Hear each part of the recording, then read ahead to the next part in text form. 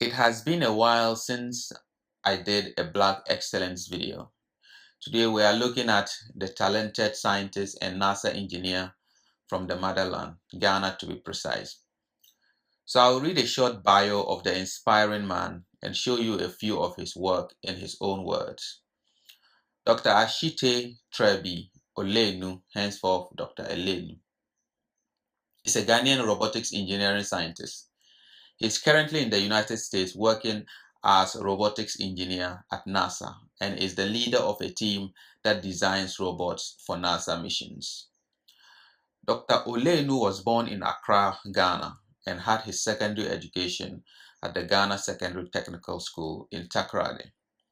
He went to university at the Kwame Nkrumah University of Science and Technology in Kumasi, what we call KNUST.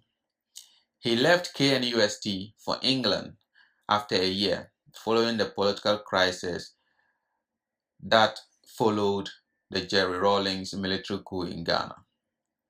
He had his bachelor's in engineering with specialization in avionics at Queen Mary College, University of London in 1991. He had his PhD in control systems engineering from the School of Engineering and Applied Science, Royal Military College of Science, Cranfield University in the United Kingdom in 1996. He was the leader of the team that designed the Mars Rover robot that landed on the Red Planet. He worked on the Phoenix spacecraft that found water on Mars. He's currently working on robots for the InSight mission to Mars.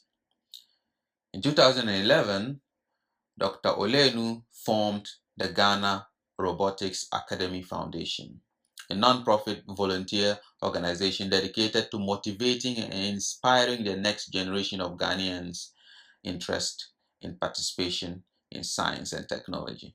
He regularly visits Ghana to see his family and to push for better STEM education in the country. In his own words,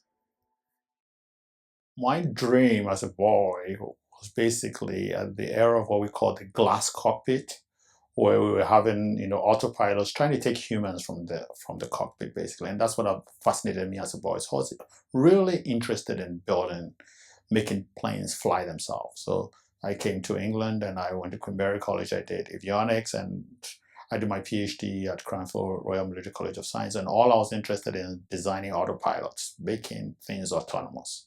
So I wasn't planning to, it was my great plan to go to NASA and get robots to be autonomous. It just happens. But I'm doing what I really enjoy doing, autonomy, basically.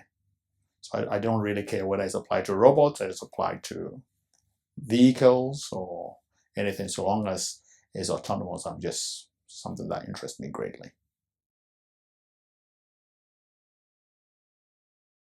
People are always fascinated by space research, and I think the fundamental question they tend to ask is, like, curiosity costs $2.5 billion.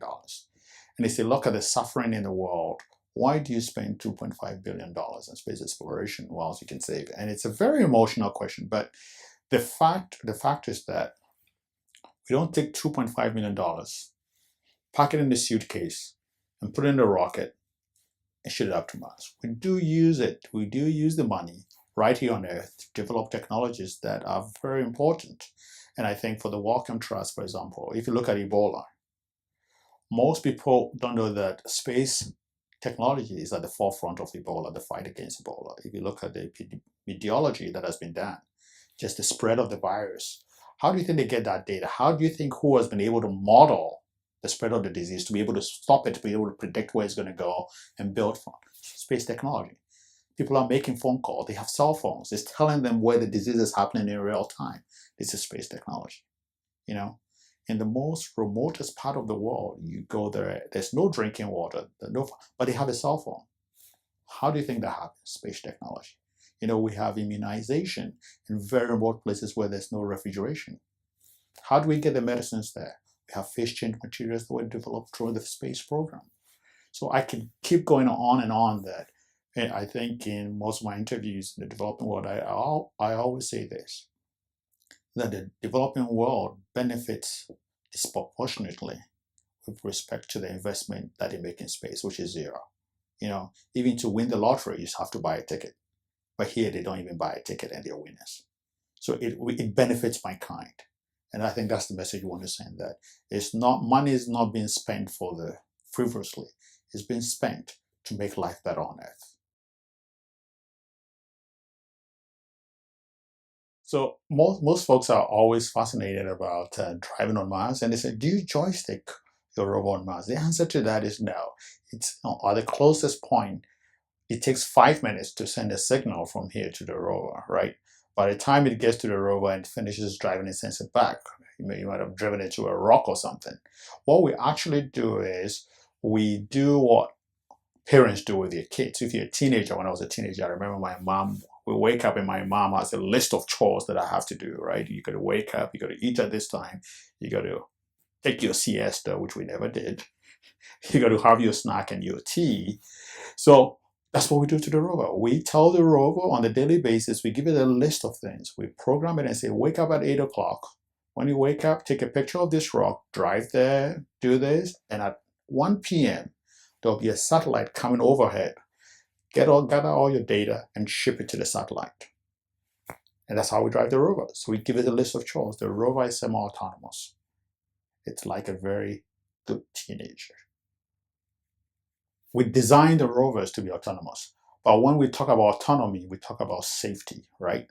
So we've designed and tested the robot in such a way that we know the robot is not going to kill itself. If I ask the robot to drive over a cliff, I can assure you the rover will not drive over the cliff because we have got safeguards. So there are safety measures that we put in it. Are there sequencing errors? Yes, there are sequencing errors that can lead to, but we do try to catch those on the ground, and we do set up the robot that it doesn't do anything silly.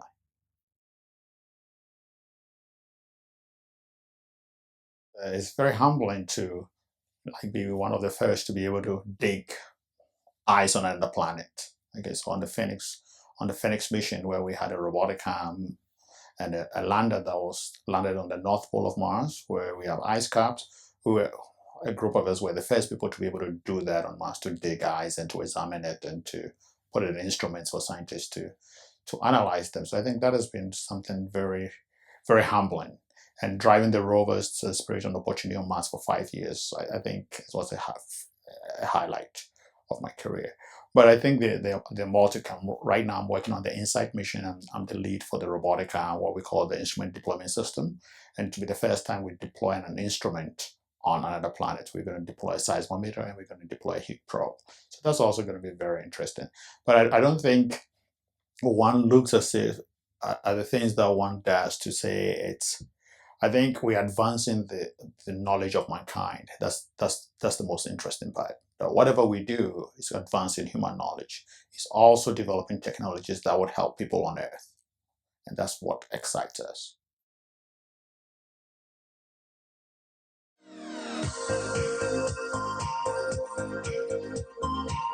Robots are everywhere. You go under the sea, there are robots. On the surface of the Earth, there are robots. In your house, there are robots. In space, there are robots. My name is Dr. Ashitey Trebi-Olennu, and I work at the NASA Jet Propulsion Laboratory. These are the 5 robotics technologies that are going to change the world.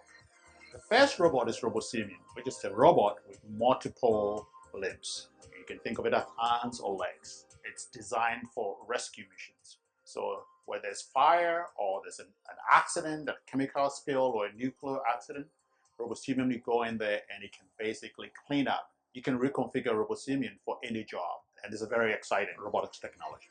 The next robot is Ada, which is a 3D printed robotic hand. 3D printing is going to transform the way we think about manufacturing. You can go into your computer, you can design anything, and you can push a button and make it. We have the Ada robotic arm. It's one of the most dexterous arms around. It's all 3D printed. So in a few years, you can build your own and print your own robots in your bedroom. Phoenix is a powered exoskeleton. It comes in and assists you to be able to do things that you cannot do on your own. If they can wear an exoskeleton that is powered, you'll be able to lift a huge object. Also, it could be very useful for people that are disabled in terms of mobility. So I think that is going to get humans to evolve into what? A hybrid of robots and humans. The next robot is Pepper, which is a humanoid with emotional intelligence. A robot should be able to sense its environment. Once it senses its environment, it should be able to think about its environment, basically computation. Then, thirdly, it has to take action. For service robots, there's a fourth dimension that is missing, and that is empathy. And this is where Pepper comes in. It's got emotional intelligence, and that is going to change the way we interact with robots and how robots can be used in the household. The last robot is the Curiosity Mars rover, and I've been very fortunate to work on a lot of Mars rovers. The challenge there is to take the science instrument that basically fills a room on Earth, and then we shrink them into shoeboxes to be able to launch to different planets. One of the robotic system on the rover is what we call the robotic arm. And I've worked on all the robotic arms that have been to Mars. Basically, a human arm, right? So it's got upper arm, it's got a shoulder, it's got an elbow, it's got a wrist. And you wouldn't believe it, but Curiosity only uses 120 watts for power. So if we bring that technology to Earth, you can see that in remote areas around this world, we'll be able to have really complicated medical instruments that will use very little power and be able to accomplish a lot. Take 5.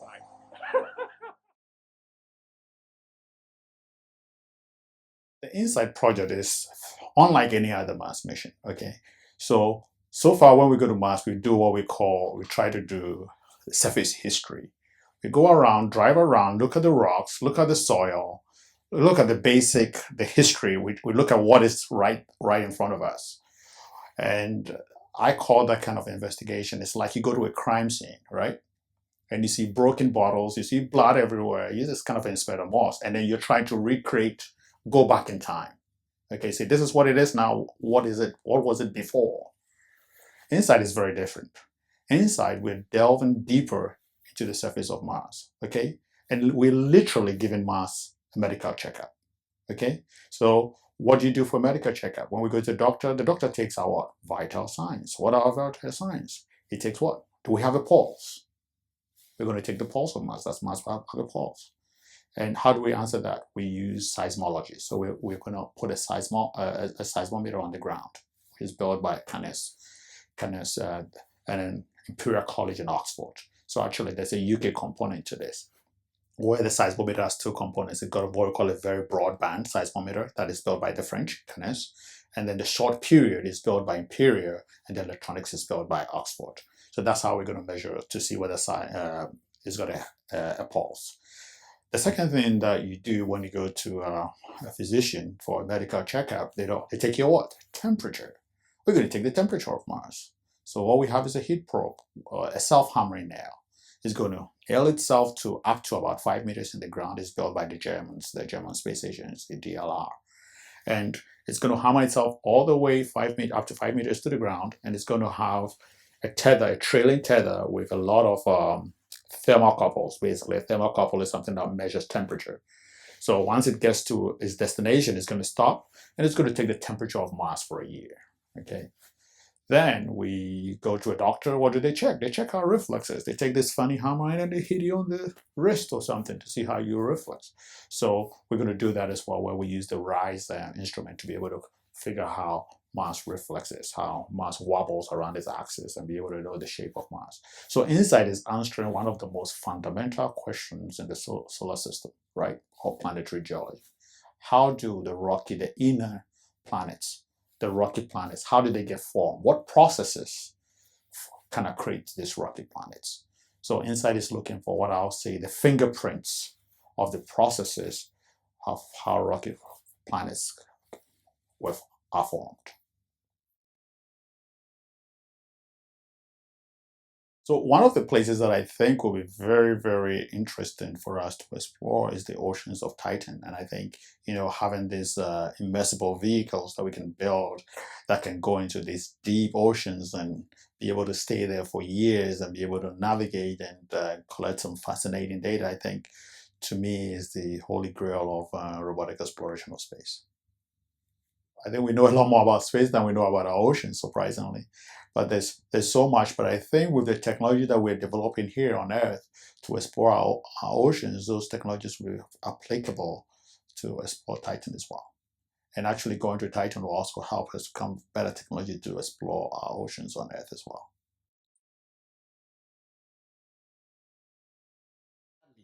But we know that you still are trying to help young ones as yourself who may not have the opportunity back home to acquire some experience. Tell us about that. So a few of us, we formed the Ghana Robotics Academic Foundation, and the goal of the foundation is to connect science theory to practice. And the best way for us to do that is we started a program called the Robotics Inspired Science Education, and the key is robotics inspired.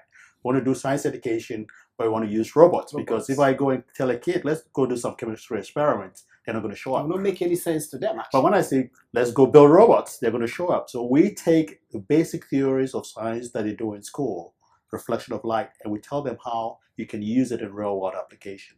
And that we've been doing for the past 5 years. We've reached thousands of students. We are across the country. We are in all 10 regions. So we do this competition every year. We've sent kids abroad to do competition in the World Robotic Olympiad. We've been going for the past 3 years. And Prempeh did really well last year. Prempeh College. Prempeh College did, yes. They went in the semifinals of one of the open competition. And we've gone with Bray girls. We've gone with schools from all over the country. And we want to expose Ghanaian kids to this type of technology, and also to build their confidence that they can operate at the world stage. And when we usually take these kids, we all use the same platform. And they do better than teams from Germany and other Western countries. And they're always surprised because they say, wow, so we know more than, we do really know more. So in conclusion, we need to elevate our scientists like other communities do theirs. I have no problem with musicians and sports personalities, but I think people like Dr. Olennu need more spotlight in our minds so that our children have diverse role models to look up to. He is a giant, not just in our community, but globally. Looking at videos of Dr. Olennu on YouTube, I realized that most of them were not even up to 1,000 views.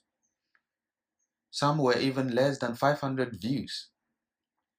I don't know how this video will do, but I sure hope we will share it as much as possible so that we get millions of views, or at least half the number of a Nicki Minaj or a Young Thug video. Role models matter, and we need more role models like Dr. Olennu. Enjoy and remember to share this video.